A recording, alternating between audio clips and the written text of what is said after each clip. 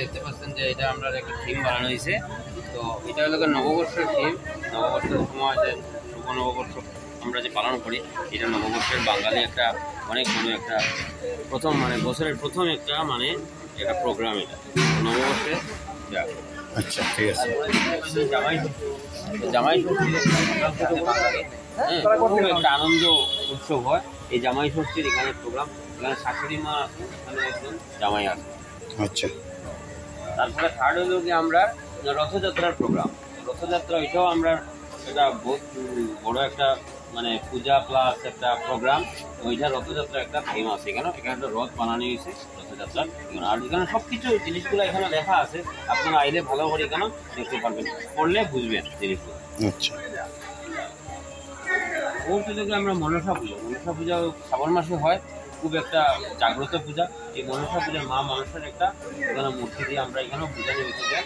এখানে একটা মনসা পূজা শ্রাবণ মাসের থিমে।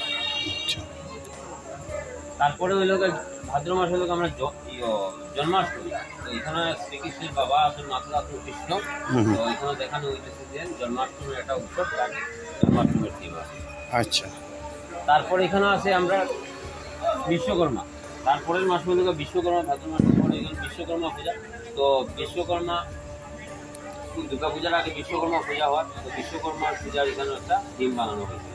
আচ্ছা, তারপরে আমরা আশ্বিন মাসে আছে দুর্গা পূজা। তো দুর্গা পূজা মা দুর্গা এখানে একটা থিম বানিয়ে দেখাইছে। এখানে দুর্গা পূজার একটা থিম আছে। তারপরে এখানে শ্রী রামকৃষ্ণ আছেন, মা কালী আছেন।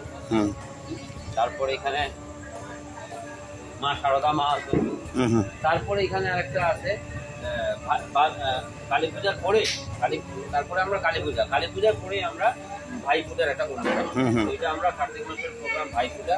এখানে ওই নাচের বাইরে তাদের দান দুব্বা দিয়ে এখানে যাবে।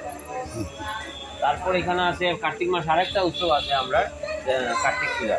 তো এখানে কার্তিকেটা আমরা দেখা হয়েছে না, এটা কালকে মোটামুটি আইলে এখানে ফাইলি করে। আচ্ছা, আচ্ছা, আচ্ছা।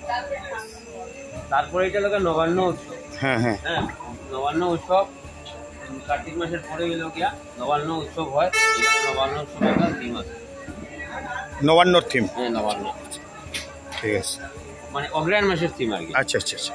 তারপরে পৌষ মাসে পিঠা পুলির একটা প্রোগ্রাম হয়। পিঠা পুলির আমরা একটা খুব মকর সংক্রান্তির একটা উৎসব হয়। দুইটা পৌষ মাসের একটা থিম আছে, মকর সংক্রান্তি পিঠা বানাইরা তাই এটার একটা প্রিয় আছে। তারপরে ওই আমরা নেক্সট ফেস্টিভ্যাল হয় মা সরস্বতী পূজা। সরস্বতী পূজা এটা হইল মা সরস্বতীর মূর্তি দিয়ে এখানেও সরস্বতী পূজা থিম আছে। আচ্ছা, তারপর আমরা হইল ফাল্গুন মাসের সব থেকে আনন্দ উৎসব দোল উৎসব। এখানে দোল উৎসবে দেখা নেওয়ার জন্য এবং আমরা দোল উৎসবটা আমরা পালন করি। এখানে দোল উৎসব প্রেজেন্ট করা হয়েছে। আচ্ছা, আচ্ছা। তারপরে লাস্ট বাঙালির একটা উৎসব আছে আমরা চড়ক পূজা। চৈত্র মাসের প্রোগ্রাম, লাস্ট ফাইনাল প্রোগ্রাম। চড়ক পূজার একটা থিম আছে এখানে, যেটা মানুষ তারা রাস্তার পূজা করা হয়।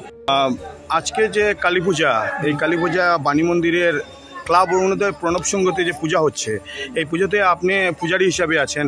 আজকে আপনারা কি কি কার্যসূচি মানে এখন মানে আনয়ন করেছেন? এটা আমি তো এখানের পুরোহিত, আমি কালী পূজা করছি। এটা তারা চড়ক পূজার সজ্জা ক্লিয়ার করছি। 12 মাসে 13 পার্বণের একটা থিম আমরা রেডি করেছি। থিম রেডি করছেন না?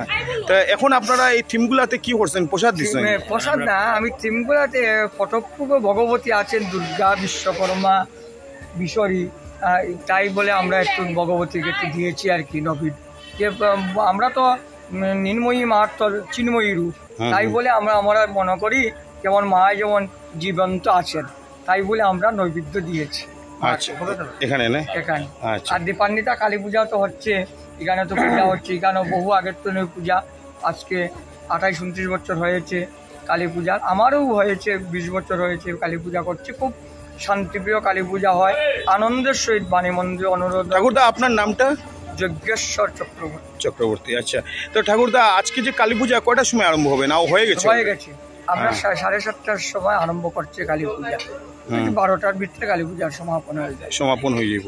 আর অমাবস্যা এর মধ্যে ধরা হয় অমাবস্যা সকাল আজকে দুপুরে 2:55 ধরেছি, মানে 3টা, হুম। কালকে 4:55 অমাবস্যা ছাড়বে।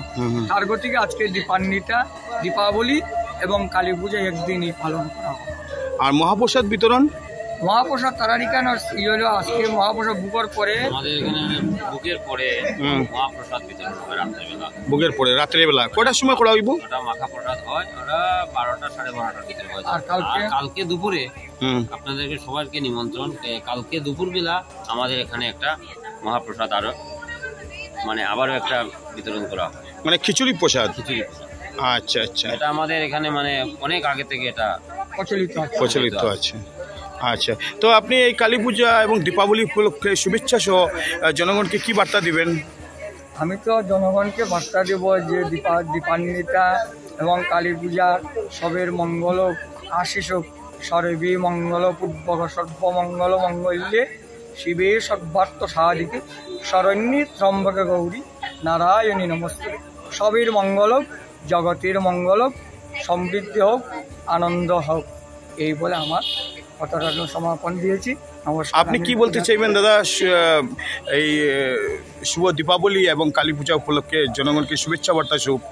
আমাদের অরুণোদয় প্রণব সংঘর তরফ থেকে আমি সকলকে সমস্ত হাইলাকান্দিবাসীকে। আপনার শুভ নাম দাদা? আমার নাম প্রীতম দাস। আচ্ছা আচ্ছা, তো আমি সমস্ত হাইলাকান্দিবাসীকে শুভ দীপাবলির প্রীতি ও শুভেচ্ছা। এই অরুণোদয় প্রণব সংঘের কমিটির আপনি কি পদে আছেন?